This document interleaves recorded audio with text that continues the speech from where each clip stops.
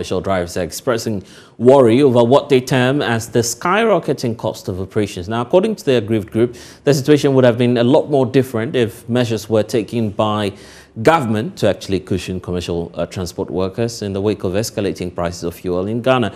This, they say, is easily making the country the highest cost of fuel producers in the sub-region. Now, Michael Ashale was at that news conference and interacted with some of the transport unions.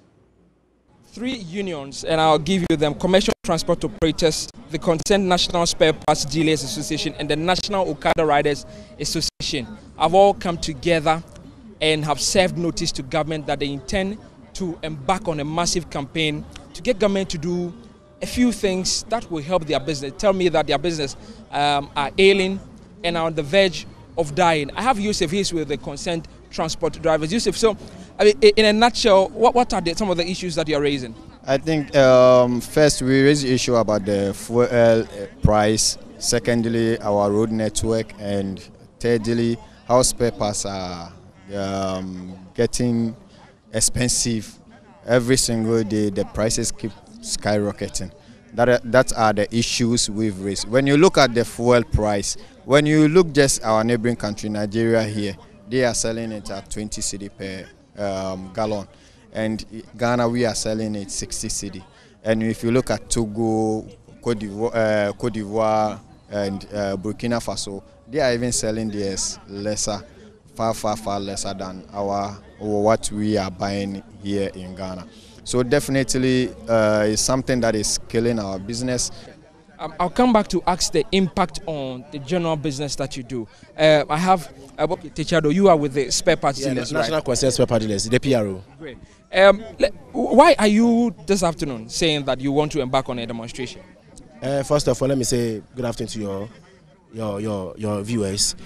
Our issue is very simple. We joined this coalition because I'm a Ghanaian and I need to fight for what is right. I need to defend my country, and at the same time I need to defend the business we are doing. Now, when we look at the exchange, for instance, now the dollar is 8 cedis and above, which is more problematic. It's kind of where the cedi is running. Now, look at the fuel prices too. Now, from the port to Abosokai or your destination, definitely you need to pick a car, hire a car. Previously, you used to charge 800, 1,002. Now, some are even charging 1,008, 2,000. You see the margin? So technically, it's going to affect our business. That's the reason why we say no, we need to come together as a Ghanaians to form coalition, to go and partner, Arise Ghana, to call all our members, our family, our friends, everybody to come on board to demonstrate against this administration. The government will lose this fight if you go about Russia-Ukraine invasion, because look at our neighboring countries. How much is their fuel? Are they not part of this world? Why are they not part of us? Look at their fuel. Yours is 61 Ghana cedis. How much is La Cote d'Ivoire? What of COVID-19 as a reason? For them, that COVID does not affect them. Ghana, the whole South Africa, Ghana, we make a lot of money out of COVID. Look at the money we spend. IMF give us 1 billion Ghana cedis. Look at World Bank, European Union. Look at the money we took from the stabilization fund. Up to today, minister refused to account for the funds. Up to today, he was in Parliament yesterday. He didn't do anything. He just mentioned figures. Okay. I'll come back to you. Let me speak to the Okada riders. Why is a demonstration on fuel and spare parts more important to you than getting the business, the Okada business, legalized in Ghana? Because we need to survive. It's a fight for survival. So we need to survive to fight the future war. Okada regularization is a future war. Remember, there was something called CODA that government brought to replace Okada. Nobody is talking about it. We are coming shortly to talk about that. We'll organize a press conference for that. But today, we can't even survive. It isn't like we are joking. We can't survive. We can't buy common kenke and eat. We can't take care of our kids. It's a shame. We can't go home. These days I go home in the night, because when you go daytime and the children are around you saying daddy, daddy, you feel embarrassed. You have nothing to give them and you have no explanation. We cannot tell our children that there is something called Ukraine-Russia war.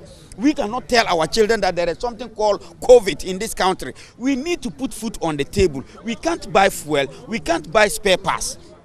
The roads are not good. And the leaders are giving us excuses. They should, you see, I have some little reference I make. When I pick you on my bike, I don't complain that your buttocks will feel pain because the road is not good. There is something on my motorbike called absorbers. So it receives the shocks that you are supposed to receive. That is what we call leadership. If we have leaders in this country, they should be in the position of absorbers. They should receive the pain on our behalf. But they are enjoying. They are living luxurious life. And fuel price is increasing, skyrocketing. Almost every 2 days or 3 days, an item in the market, the cost of it will increase. But you can afford it, can't you? If the police will allow us to work, if the roads are good, if the passengers are not complaining and they are paying us properly, yes, I can afford. But the passengers are fighting us every day. Every day we fight on the physical blows because a passenger you picked last 2 weeks and he paid you 15 cedis to a particular place. This week, the same passenger pick you to the same place, pay you 2 weeks, and you are fighting him because the cost of fuel last 2 weeks is not the same as today. Let me come back to Techi. So let me ask him. They cannot afford it. How is that bad for your business that you do? I mean, you thrive on they come in essentially, the drivers and the Okada riders come in to buy spare parts from you. How is the business faring? I mean, how much were you selling some years ago? How are you selling it now? You see, sometimes it's good. You see, it's better. We see, speak the truth is more important. For the past 6 years, spare parts business has gone down drastically, and everybody is not willing to speak about it because of we are doing tribal and a party line. Don't involve party into your business. Okay, great. You bring party into the conversation. Now, Arise Ghana has been largely tagged as NDC, and it seems to be joining them on their demonstration on 27. It's not something that you should be worried about, that is going to be politicized? 2016, we did the same thing for Nana Akufo-Addo. Guta, we even closed our shop for 3 days. Only special import levy, 1%. It was 3%. You say, John Mama, just scrap the 1%.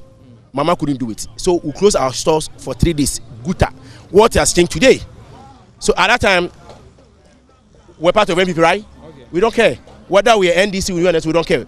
Ghana is not ready for party line. Ghana is ready to defend this, our democracy. Great. Yusuf, so what are you people going to do now?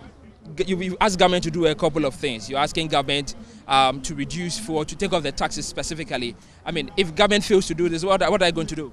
I think the government is being reluctant in doing something about it. Because when we started speaking or we started making noise, it wasn't today. It's been several these things that years we've been shouting. So we wrote a letter to them, we drivers wanting to demonstrate.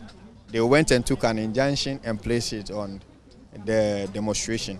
So now, Arise Ghana, we found out their motive is to save Ghana. So I think that is why we want to join them in this demonstration, to tell the government he should listen to us and do something about it. These three unions, concerned drivers, the Okada riders and the spare parts, have come together to demand for one thing: better conditions whilst they live as Ghanaians in the country. They are hoping that their demonstration on the 27th and 26th would yield results. Government would listen and probably take off taxes and also work on reducing the depreciation on the Ghana cedis. For Joy News, Michael Ashali. Well, so these are the concerns of some driver unions, but let's hear from the GPRTU on what is likely to happen in the coming days. Samuel Amwa is National Communications Team member. Thank you, Samuel, for joining us. So some of your colleagues there expressing worry about the continuous surge in fuel prices, and there's a likelihood that we're going to see some further price hikes as you're signaling off in the coming days. How soon will that happen? Yeah, thank you very much. Let me say good afternoon to your viewers out there. Yes, it's true. We have now seen that the fuel price has gone high, more than the 10% threshold that we GPRTU normally check before we come out with the transport fare increment. So at the moment, yesterday, the committee that went out there to check on the prices on the component that we used to run our business. When they came out with a 15% proposed, upward adjustment of transport fares, of which we presented it to the ministries, the transport minister. So we are waiting. Hello, Samuel. Please tell us something, because as we have presented our proposal, what they have to do is to study it, call us to a meeting, then we all agreed on a percentage that has to come out. So that is what we are saying. But talking about what my other colleagues are saying about the strike. Hello, Samuel. Are well understood, because the component that we used to run the businesses has gone high. So these are some of the things we have been doing. I think from last year, we were pushing the government to at least take a critical look at some of the taxes that we think they have to scrap them or they have to reduce them. And we did that. I think that resulted on the 6th December strike action that we embarked on. But as of now, the government is not ready to do anything about it. And that is why this time around, we are focusing on our 10% threshold. Whenever the fuel price goes high up to the 10% threshold, we also come out and check on our increment of transport fares. So at the moment, that is what we are focusing on. So, which means that any moment from now, your report is ready and that you may be putting before the tripartite committee your new demands on the increment in prices? We already presented it to the ministry. We've written to the ministries. We have proposed a 15% fair increment to the meeting. So we are now waiting for them to come out to call us to a meeting. Because after we have presented it, they also send it to the presidency for them to study. But actually, this time around, we made them understand that it shouldn't take a long time, because that was why we broke the protocol some time ago by coming out with our own 20% increment. Right. So this time around, we just told them at least within a week they have to tell us something, so that we also come out with a transport fare increment. So if government decides to take away some of the tax components, which you claim is biting hard in terms of the cost build-up, you'll change your mind? Yeah, definitely, because as I said earlier, that what we are looking for is the petroleum product to come down, all right? And we are using a margin, a mark, that is the 10%. From the time we're giving from the time we increase it by 20% up to now, the fuel price has been increased up to, I think, about 18%. So if the government comes out and take off those taxes and the petrol price comes down, we have no option than to hold on with this transport fare increment, because we ourselves as transport operators, anytime we increase our fares, it makes our businesses go down. The patronization it's not like the way it used to be. So we are not happy coming out always with the transport fare increment. No, that is not our desire. That is why we are saying that if the government can do something by taking off those taxes, by working on the dollar rate to be stabilized, at least the fuel price won't go that high for us also to be pushed to increase our transport fares. Anyway, we'll have to do it here. Samuel, I want to thank you for spending some time with us here on The Pulse.